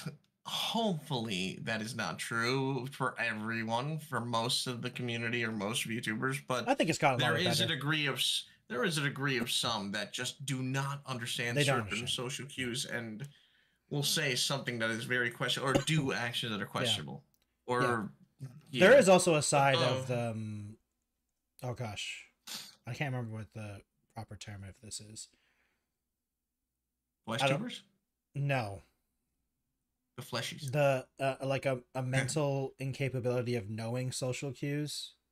Like I don't know what that term is. There are some people that do generally artistically speaking. Yeah. No, I know which one. I know the word you're talking about. It's just like I don't know whether or not it's okay. The problem is that is a very touchy subject. That it's like that is another subject that has unfortunately like two bad apples make all the legitimate cases you have to question it because there's been so many people that try to abuse it, which really sucks. Oh, I know. But there is some cases of that. But there are some people that are just don't understand social cues and don't get and they see, you know what it is? They see the most popular clips, which are all the other VTubers, and they're all with the in jokes, making fun of each other and all that type of stuff. Because that's what good friends do. Alchem and I make fun of each other constantly. If our DMs were ever leaked, we'd be banned. But yeah. The things Jelly, we have to blow up the planet now. the Discords were leaked. I love that meme. Yeah, it's great. It's great. To be fair, I wouldn't be banned because I don't swear even in text, but Alchem definitely would. I swear. I mean, if I was worried about YouTube and swearing, sure. No. I was talking about if our DMs were leaked. Yeah, sure. I was gonna say one thing though, because I wanted to lead back to our original topic, about the mass reporting idea. Yeah. If Twitch were to announce or at least clarify, saying that there is statistically a massive amount, or like there's a higher amount of people reporting or flagging. Yeah. VTubers specifically. I think that would look better on them slightly, because they're doing their job. It's just that sadly they have to follow these flag reports. Yeah, it's just that people are abusing the system. The problem with that I can potentially see is that it's the question of is acknowledging it going to make it worse? Exactly. You know, because the problem is if Twitch comes out and says people are mass reporting VTubers, we're sorry, we're dealing with the problem, but that also proved to the people that's mass reporting that it's working, and it might prove to others that they should keep doing it. It'll embolden them. Embolden them. So like it's one of those things where I'm kind of in between, because like are we in a situation where acknowledging it is going to make it worse? Mm-hmm. And honestly, I feel like in Twitch's situation, I feel like just action is better than words right now. And so like just saying, okay, now that VTubers 100% know that but you have to have your pelvis covered, no like crazy lines showing the V for guys and all that type of stuff, you know. Yeah. As long as that's covered and they don't get banned, then you should be good. Because the problem is, I feel like people were getting mass reported, and technically they were breaking the rules with the clothing stuff. That's what you want to know. What's the funny thing to this moment? Every time I've ever seen, no offense to you guys if you feel called out. Anytime I ever see a VTuber bitch on Twitter, because sometimes since I've started to be more active, I see it. As well. Every time I see a VTuber bitch about getting like banned or temporarily suspended about their model, and it says sexual content, I either because I'm curious, and because I want to see if it's true, I want to see if Twitch is just being way too over the top about this. I look at their pictures. I look at how they look on stream. I look at how they advertise. I mean, the pictures on Twitter don't count. Yeah, I mostly look at maybe their videos. Yeah, and majority of the time, I think there was only one where I just, for the life of me, I couldn't see. But then again, they got rid of the original video that got them in trouble. Yeah. The majority of the time, I do see the reason. There's your Yeah. hip is exposed. You are dressed way too overexposed for the theme TOS. that you're doing. You're in a swimsuit, but not in a swimsuit based area. There is underboob, Yeah. and I'm just like, you are breaking the rules. Why are you trying to make yourself? I mean, let me get no, let me I mean not even. another It's drama. yeah. I mean another You're thing doing it is for also drama. that Twitch also didn't tell people why they were banned. Mm-hmm. Like they said you were Yeah, banned that for was. sexual content. Like what does that mean? Like okay, so what at what point was that too much, or what point was it too much on that stuff? And now that Twitch is actually apparently going to actually give Apparently, reasons yeah, because for. I haven't seen them actually do it yet, but apparently they're going to give more detailed explanation if someone is banned, why they were banned, which is good. Can we just like get a just get a picture of their, if it's like sexual content or sexual attire, Get a picture and a big red circle with a little red. Yeah, exactly. I need a YouTube thumbnail Right version. I need big red arrows, a big red circle to tell me exactly what the problem was. Yeah, it's like, right there. See that hip right there? That right there. Yeah. Get your And so rectangle. like I want out of there.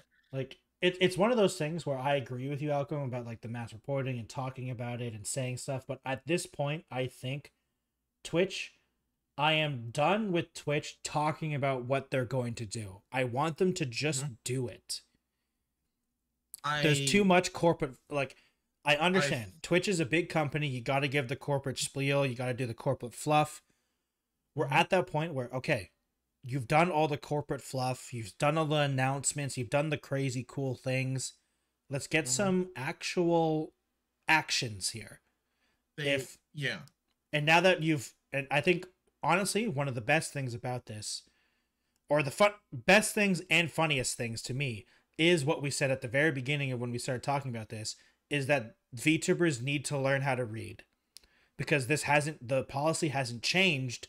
They're just reinforcing it, and and I hope this means that now that hopefully most VTubers will fix that problem and not be against Twitch's TOS, that maybe we'll get an answer what you think about the whole mass reporting, because if someone gets mass reported and they're not breaking the rules, then you're totally fine. They're not going to get banned. Yeah, honestly, you will not get banned if you follow the rules. Twitch is now finally explaining it a lot better. They've made sure everyone knows what the rules are. Yes. They've clarified it a lot better for you. And now soon, hopefully, quote unquote, they will start explaining why you got temp banned if you got temp banned. Yes. So for you guys who don't read the thing, haven't read, or do not follow up on the rules, and you're on the platform, read, streamer, read. Yeah, I mean the main problem is that whether you agree with the TOS or not, it's the TOS, and you have to follow the TOS or you're going to be banned. And we can have the discussion of, like, the discussion of whether or not it's fair for what the rules actually are doesn't matter, because Twitch is a private platform and they get to set the rules. And if you don't want to follow the rules, go find a different platform. And it's just one of those things. The rules. Yeah. You just have to follow them, especially if you want to be on this platform. Yeah. If you don't, I agree that it's Kick, there is YouTube, there is Rumble, there is Facebook. Good luck with that one.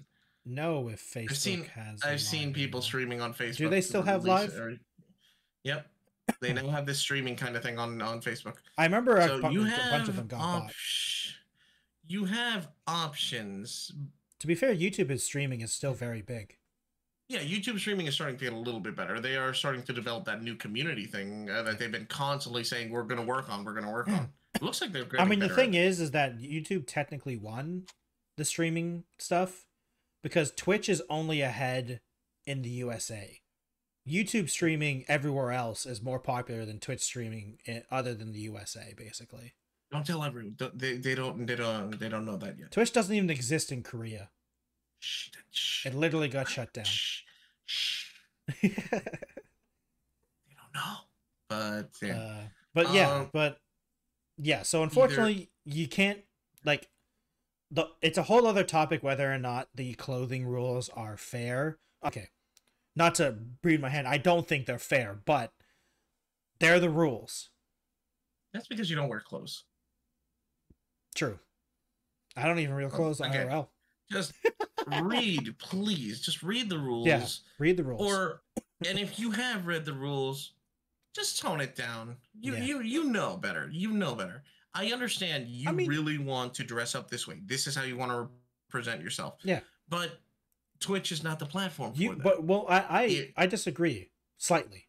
You can still kick up a fuss, but follow the rules and then kick up the fuss. Because like if you follow the rules and then say, hey, why can't we do this? Why should we be forced to do this? Like follow the rules so you don't get banned, and then continue with the platform complaining about the rules that you have to follow. Okay, you know what? You're right. Because you should like I have to because backtrack. people complaining isn't a bad thing. The problem is don't be complacent.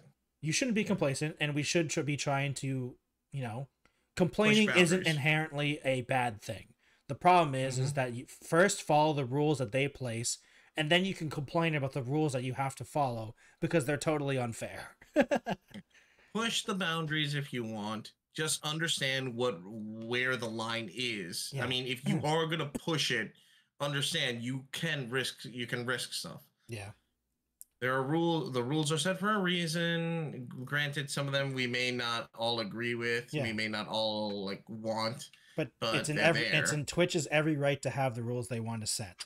And we can complain about Twitch and say, Twitch, hey, Twitch, we would like these rules changed.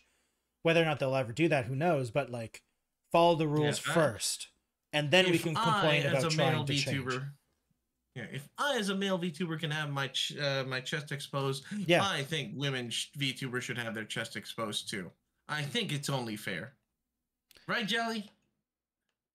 Yeah. I mean, honestly, I do agree with that. Oh, really? Oh, okay. I understand why they're not agreed with it, but I meant one of those things where I just think if you're not okay with a woman's chest being exposed, then you shouldn't be okay with a man's chest being exposed. You know what I mean? Agree with that. If a guy can't, if a female can't have their shirt off, a guy shouldn't be able to have their shirt off. A male shouldn't have. I'm perfectly fine with that. As a male presenting VTuber, as a male VTuber, I have no issue with that one. If female presenting nipples are a bad thing, why aren't male presenting nipples a bad thing? What's they're the same thing. To be fair, functionally there are differences. Male, if you ripped off our nipples, it wouldn't change that much, other than the fact of the pain of you ripped off our nipples. But this is a weird example you're giving, but look, what I'm saying is functionally, yes. Technically, women's nipples technically have a purpose. You know what I mean? But why is one sexual and one isn't? It feels that is the most double standard that I disagree with in general. Is if you have a problem with females presenting nipples, guys shouldn't be able to have their shirt off. And now Alchem's gonna be scared I'm gonna try to rip off his nipples. To prove Stay away from them. Luckily, I don't have nipples to be ripped off. So, but again, I agree with that. Yeah. Should be fair for all. I mean, it's not even about being I understand there's different standards for a woman's body. A woman's body and a man's body is different, but nipples are everyone has them. That's one of the part of the body that it's not. Because it's not boobs themselves aren't bad because you can wear a bikini and to be totally fine. Cleavage is fine. So it's not the boob part, it's just the nipple. But so why is a female nipple erotic and not a male one? I mean, that's just a weird thing. That's a question we can't answer because most people that I've ever talked to don't have a problem with that. No, Jelly, I'm so sorry about this. I need to step away for just a second. I gotta go see what this is really unfortunate because I was literally just about to say it's time for you to do your outro, but let's go. All right. So Yeah. So let's go. now that we've wrapping. we can wrap out now because we've talked about this for a long time. We can Alka and I can talk about this for hours. So we have to put we'll put a pin on it because I'm sure we'll have to end up talking about it again at some point. So we'll put a pin on this conversation for next time. Alchem, do your shout outs. Let me do this. Well, guys, thanks so much for joining. My name is Alchem. I'm the Little Tanuki VTuber on Twitch and YouTube. You can catch me on those platforms and also on Twitter where I post a bunch of random stuff. And yeah, I just play a wide variety of games, so I hope you enjoy that. And if you guys have been sticking around or just found this channel, feel free to stick around for future streams. Now, Jelly, I'll let you take over because right now I do have to go see what the hell's going on. Yep, I got this. Hello, everyone. My name is the Techno Jelly. Thank you all for watching today's podcast. I am on YouTube, Twitch, Twitter, and TikTok and Instagram, all at the Techno Jelly. I'd appreciate if you go over to my YouTube channel. Subscribe if you like to. Comment down below what you liked about this episode of the podcast if you're on YouTube. If you would like to see behind the scenes and before and after scenes of this podcast, go over to my Patreon account and subscribe, donate, become a patron is what I was trying to say. To see the before and after scenes of today's podcast. Before, on this episode, I finished setting up the little video thing that I had for you guys today. And Alchem and I are going to be talking. Oh gosh, sorry, coughing fit.